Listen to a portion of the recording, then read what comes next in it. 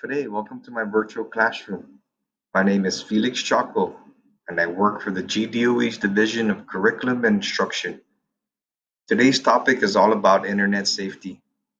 Within this module, we'll discuss some basic and common sense internet safety tips, as well as discuss some current board policies both students and parents should know concerning internet access and GDOE tech use. One of the main purpose of this module is to promote BP 473, which states, and it's just a quote from it. We'll go ahead and take a look at the entire BP, well, not the entire BP, just the Internet User Policy section. To be in compliance with FCC regulations for SEPA and E-rate, GDOE is required to provide students instruction designed in appropriate online behavior, social networking, and cyberbullying. So without further ado, let's continue.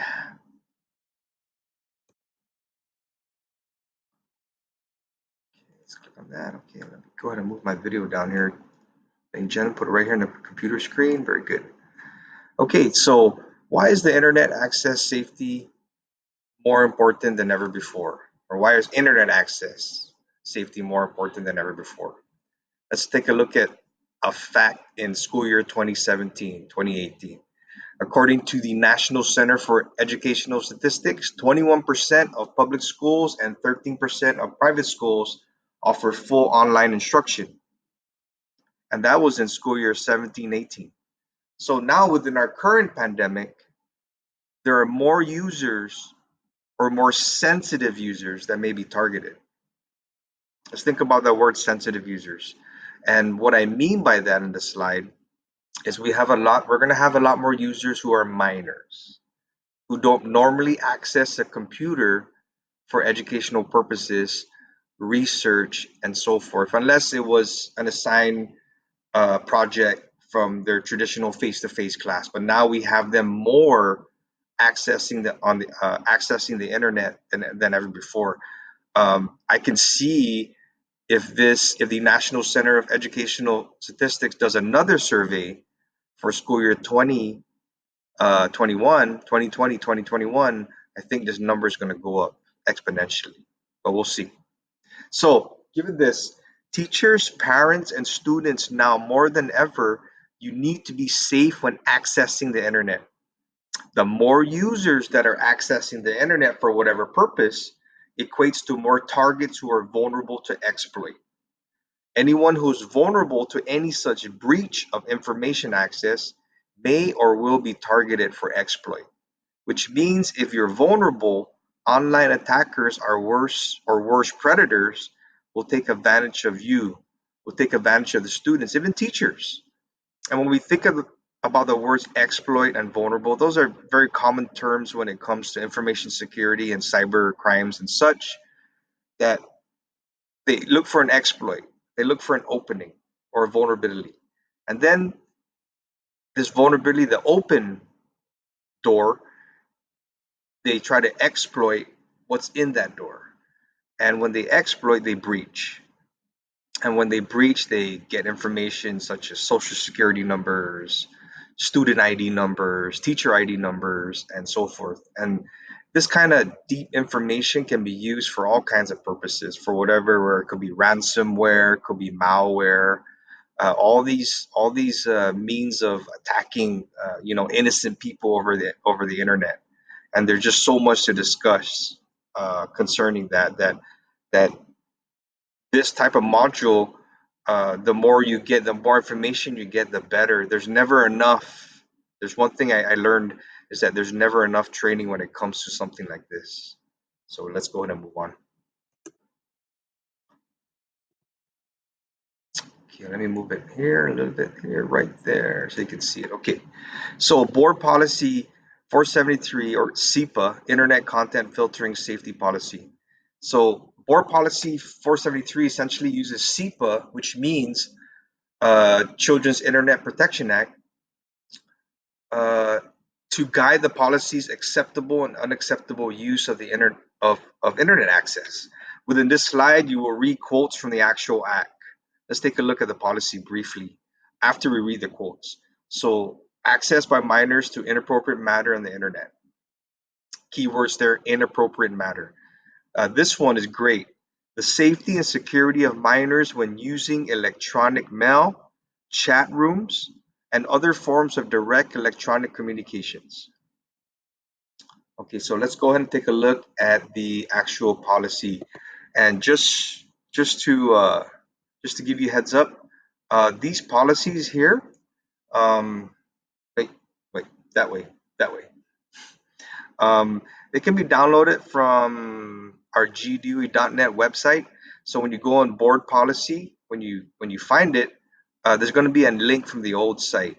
So a lot of these policies can be downloaded, but you can always email me at fachaco@gdui.net, and I will gladly send you these policies. And it's a really good guiding document to have in the event, let's say you're creating your own acceptable user policy. So what you essentially do is take the elements of these policies and place it within your own school site or a classroom policy, and you're actually using a board policy or policies that have been passed by the Board of Education. So it's a really good reference to have. So let's go ahead and get out of this right here. And oh, I wanted to just show you a little bit of the board policy. My apologies. So we'll go ahead and click on the 473. I'll go ahead and move my video down here a little bit. We're going to go ahead and scroll up. So we're going to go to the internet safety instruction. Getting the cameras wrong. There. It's about right there. Right there. So I mentioned already to be in compliance with FCC regulations for SEPA and E-rate, GDOE is required to provide students in instruction, appropriate online behavior, so forth to cyberbullying. But it goes on to expand curricula for such a course of study shall be age appropriate and develop according to the needs and abilities of students at successive grade levels in order to provide awareness, skill, information, and support to aid in the safe usage of internet. So even though this policy was back in 2014, this part for internet safety is still very adaptable to our current stage, and it does cover social networking, cyberbullying, and appropriate online behavior. So once again, this is a great resource to tap into. Um, and this also guided the way I wanted to conduct this module.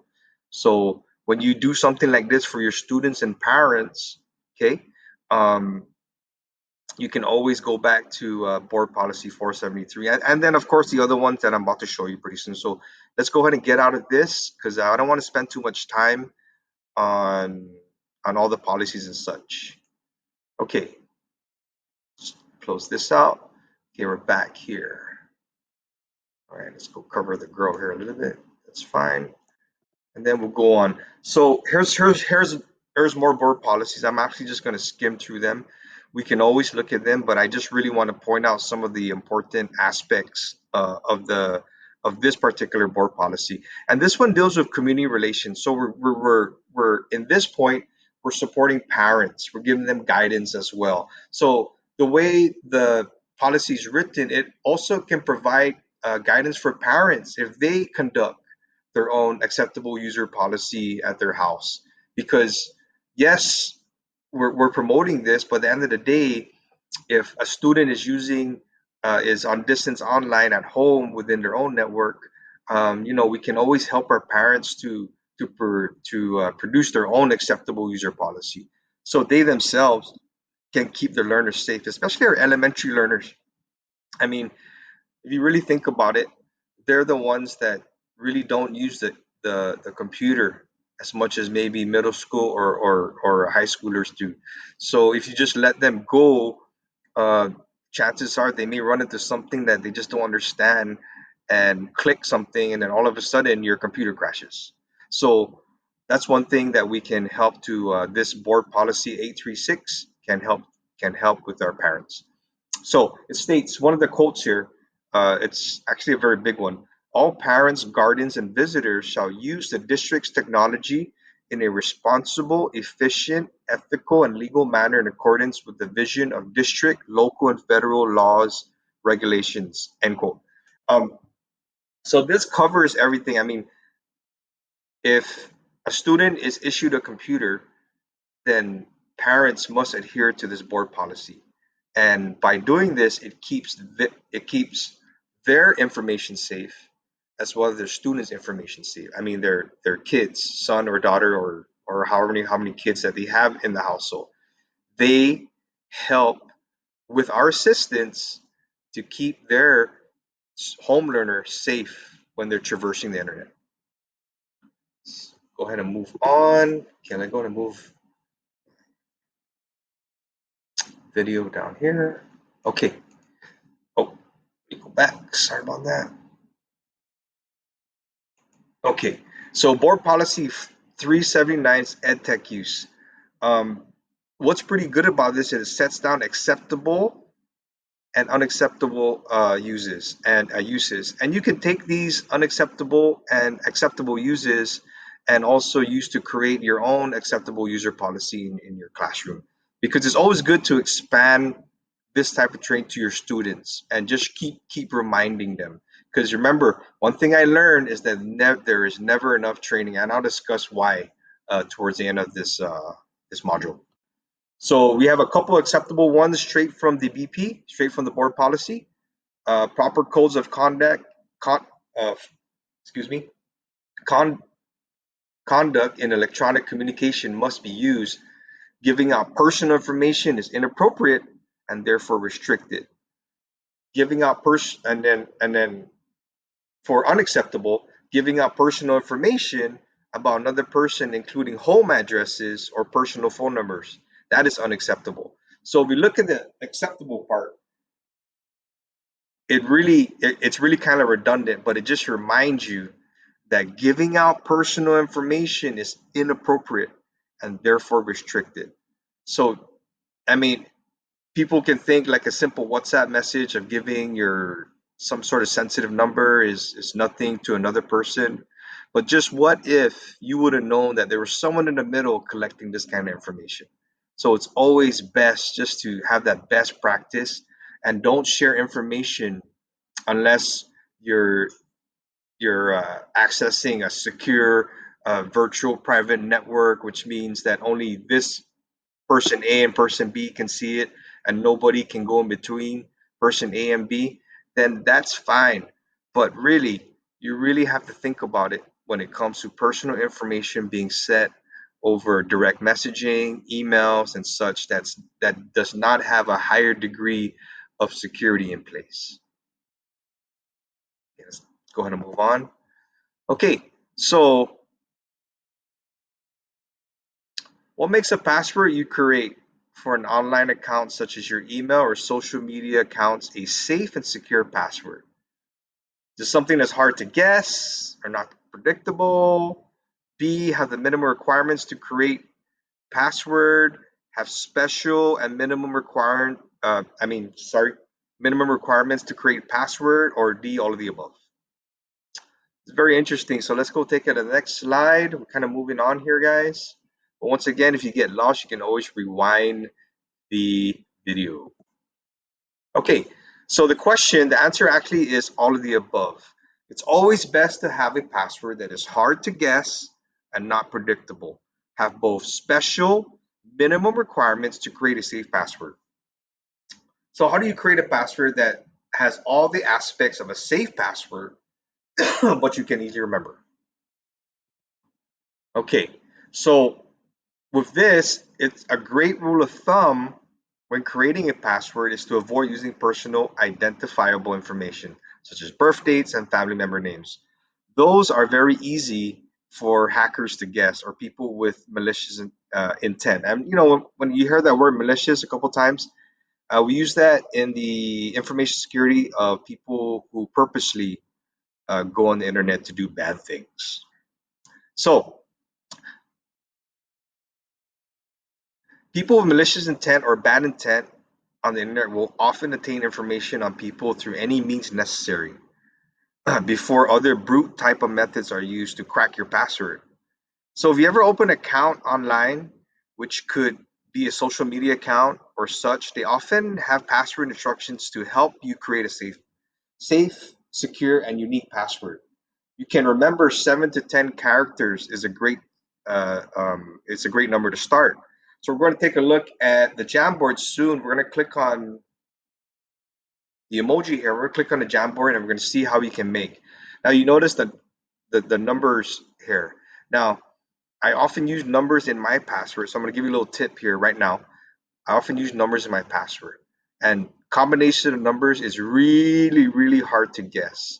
So when you're looking at your keyboard, look for combination numbers that are really just outlandish.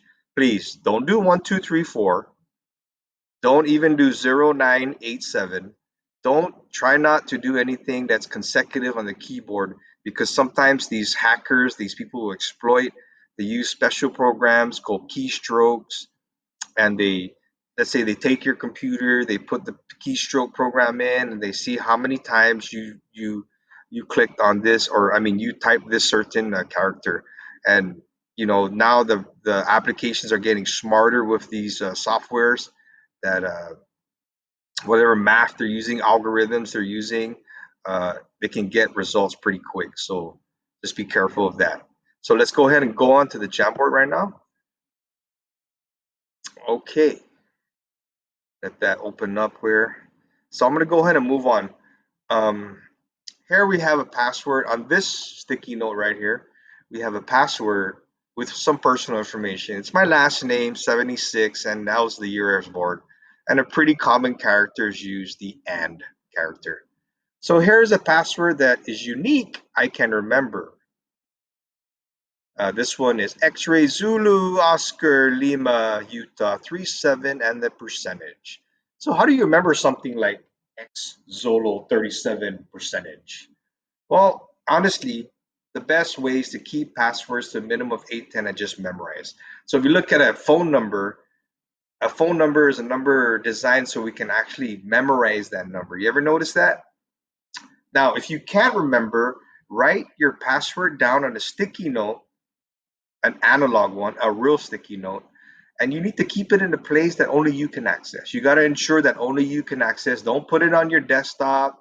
Don't put it in your truck or your car or wherever people may have access to your place. So for students, keep it in your drawer, somewhere that not even no one's gonna touch. Maybe your mom's gonna check your drawer and ask you, "What's this password thing here?" Just say, "Mom, is a password." And another thing is, do not put the password or you write it down. Don't put, "This is my password for my Facebook account." Oh, this is my password for my Instagram account. You just have to write down the password. And if you don't remember and you go back and you're still looking at this password, it's going to come back to you and you're probably going to try it on whatever account. And if it works, then that's your password. But really, the rule of thumb is to remember it. Don't make it too long. Okay, so what works for me is taking a look at the keyboard. I take a look at the keyboard. I'm looking down at the keyboard and I'm looking through all the characters that I can use to create my password. What I don't do is do not use QAZ or EDC, because if you look at the keyboard, QAZ and EDC, they go down vertically. In my password, I have only two characters side by side, but that helps me to remember the first two. Um, and I have X-ray Zulu. Um, this password is actually really tough to crack or predict, because we follow the basic rules. There is one capitalized letter, okay, integers or numerals, and a special character. I tend to use the percentage, but maybe I don't. And for the record, this is not an actual password, so don't go trying to hack any of my accounts using this password. This is something that I just made up right now for this module. But my point in making a password is the best way is to Keep it to 8 to 10 characters, with one character being capital, some integers or numbers, and use a special character. It's really tough to guess. Some computers have password generators when you create an account. The only problem with that password generator is they're really long. So if you can remember like 12 to 13 characters, then by all means go for it. Or you can always get into your computer settings and retrieve your password. But that's another thing. Whatever computer you're using, it's not recommended to save your password. Really, the best safe, the best, even if it's your own network or your own computer, the best way is to memorize that password and always, always log off, regardless if it's your computer, your network, because you just never know what's going to happen the second you leave your computer and it's not secure. So that's another good rule of thumb is make sure you log out of your session, you log out of any meetings, you log out of anything that was on the internet. Don't just keep it on because you never know who's listening in um, into your conversation. Believe it or not, some things that you may see in the movie is something that may be out there we just don't know about. So it's always safe to don't don't make your computer memorize the password. Just remember your password. If you're going to use multiple, if you're going to use a password for multiple accounts, that's fine, but try to change it up just a little bit. You know, don't make it predictable. You know, you got to keep those malicious users guessing and so forth. Okay, so there's a couple things, and this is the Jamboard, great way to use to present to your students too as well. Okay, we're going to close this up real quick so we can continue. I think we're going over our time here, but we'll go ahead and uh, and trudge on through here. Okay, so and security settings. Okay, it's always a good rule to check your privacy settings on your devices or any account that you're in. Don't settle for the default settings because the default settings are really designed for immediate and quick use. Um, some of you may be familiar with security settings in your WhatsApp or your Facebook, where people can check if you read the message. You can block people if you wanted to. So those are the settings that you got to take advantage of. But my advice is to ensure that you don't go too much where you're actually limiting yourself. So you got to have that fine line balance between security and accessibility. But the rule of thumb though is check the security settings, see if anything's going to make you safer, okay, without compromising the accessibility of the application itself. So the best practice is not to post anything inappropriate. Um, Even though there are settings, it doesn't mean you're 100% safe. I mean, think about this. Even though you have a perfectly packed parachute, doesn't mean you need to jump off an airplane if you don't need to. Best to stay in the plane until it lands. So, same thing with the security settings. Don't don't really look at it as a veil of protection because there's always something that may happen. So once again, I'm always going to go back to the best practice is um, is be safe and do not post anything inappropriate. As a matter of fact, we're getting to that part when it comes to digital maintenance. Digital maintenance is also part of digital citizenship, but I don't want to spend too much time on digital citizenship because we do have upcoming modules for that, and that alone takes a long time to really discuss in depth when it comes to digital citizenship. Okay, move my video down here real quick. Okay, hope you like the and oh, go back. Sorry about that. Okay, so digital maintenance. Here's one trick. Try conducting a self search of yourself. I know it sounds kind of narcissistic. You're gonna Google yourself, but believe it or not, um, there'll be times there's some instances where people Google themselves and they're like, "Whoa, I have never seen this picture before. I've never posted this picture before. How did this person get this picture on this site?" So in that way, you can check for anything unacceptable and inappropriate. Students, teachers, everyone, respect yourself on the internet, and you need to recognize scams and malicious intent. So going back to respecting yourself on the internet, Remember, whatever you post on the internet is like saying a word you might regret saying and didn't mean to begin with, but you can't take it back. You said it already.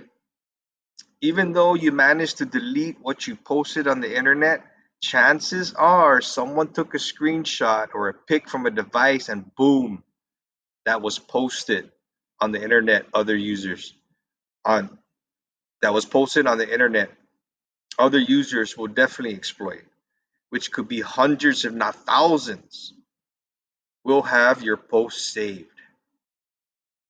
You got to recognize scams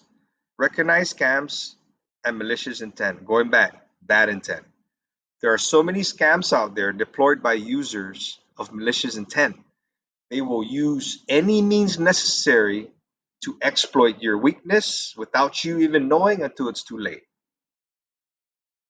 Okay, so going just recognizing scams. You got to use common sense, and you just really got to think about it.